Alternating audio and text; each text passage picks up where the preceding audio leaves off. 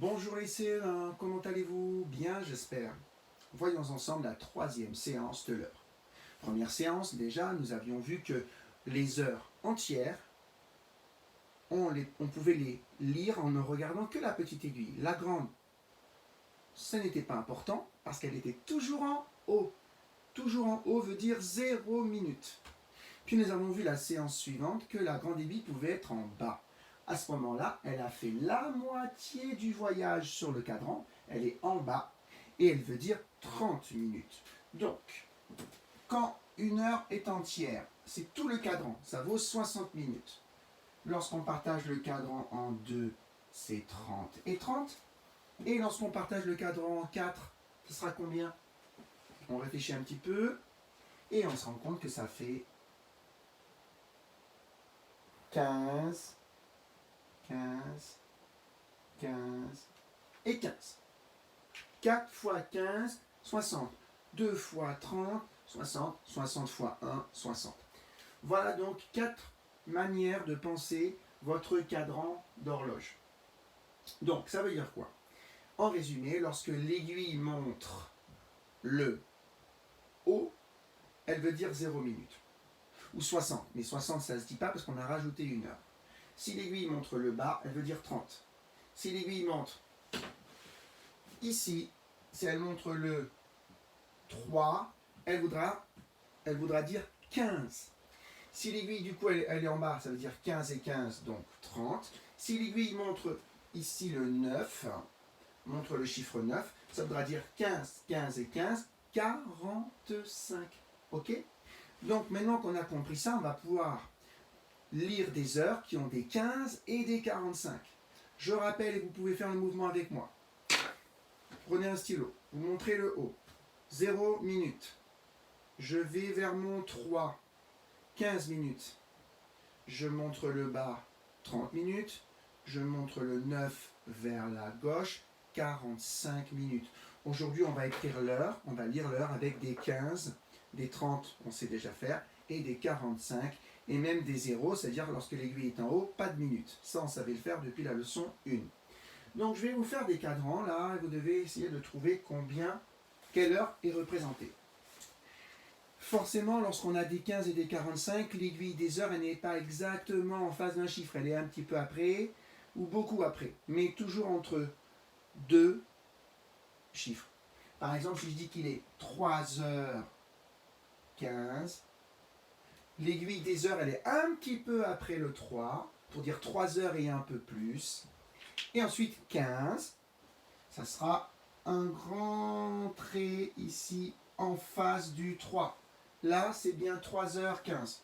3h15. Mais si c'est l'après-midi, je rajoute 12 à 3. 3 plus 12, 15. Il sera 15h15. Voilà les deux solutions. Maintenant, imaginons qu'il soit plutôt 3h45. Donc on est toujours dans les 3 heures, mais 45 minutes. On est presque arrivé à la fin. 45 minutes, c'est pas très loin de 60. Donc l'aiguille rouge, l'aiguille des heures, sera un tout petit peu avant le 4, mais pas sur le 4. Je refais bien le trait du 4 ici, vous voyez, juste avant. Donc on est 3, un peu plus, même beaucoup plus, mais pas encore 4. Donc 3 heures, combien? Eh bien, regardons où est la grande aiguille. Elle est là. Et si la grande aiguille montre le 9, ça veut dire 45 minutes, ça ne veut pas dire 9 minutes. Parfois, les élèves, vous mélangez. Vous recopiez le nombre rouge à côté des minutes. Non, c'est interdit. En rouge, c'est le chiffre des heures. Donc, quand la grande aiguille est en face du 9, elle veut dire 45. Voilà. Vous pouvez constater sur un cadran qu'il y a les grands chiffres, les grands nombres de 1 à 12. Et en tout petit, il y a plein de petits traits comme ça, entre chaque chiffre. Par exemple, ici, entre le 12 et le 1, il y a 4 petits traits. Et du coup, quand on compte les espaces, ça fait 5 espaces. Il y a 5 espaces entre le 12 et le 1. Il y a 5 espaces entre le 1 et le 2. Il y a 5 espaces entre le 2 et le 3. Et c'est ça qui représente les minutes. C'est tous ces petits espaces qui valent 1 minute à chaque fois. Et là, il faudrait les compter un par un pour savoir. Aujourd'hui, on ne va pas tout compter. Apprenez par cœur que lorsque la grande aiguille est en face du 3, ça veut dire 15. Pas la peine de compter tout pour aller jusqu'à 15. Quand l'aiguille montre le bas, c'est 30. Quand l'aiguille montre le 9, ça veut dire 45. Voilà. Dernière heure que j'aimerais faire avec vous. Mais avant, tiens, on va finir de noter. Là, on a 3h45. Ou en heure d'après-midi, 15h45. Parfait. Dernière heure sur cadran avec des quarts d'heure. Imaginons que je fais une aiguille des heures ici. Un petit peu avant le 8. Donc c'est toujours 7 et un peu plus. Et je mets ma grande aiguille là. Je la fais en bleu pour qu'on voit bien la différence. Quelle heure est-il? Pour savoir le nombre d'heures, je regarde la petite aiguille.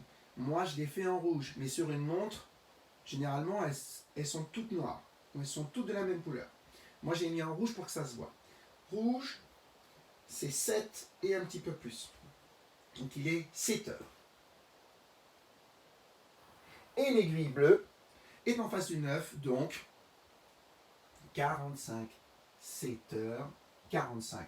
Pour terminer, cette heure en heure d'après-midi, ce serait quoi? Ça serait 7 plus 12 pour savoir l'heure de l'après-midi. On pourrait même dire l'heure du soir d'ailleurs, parce que 7 plus 12, ça fait 19. Et 19h45, la soirée a commencé. Ok?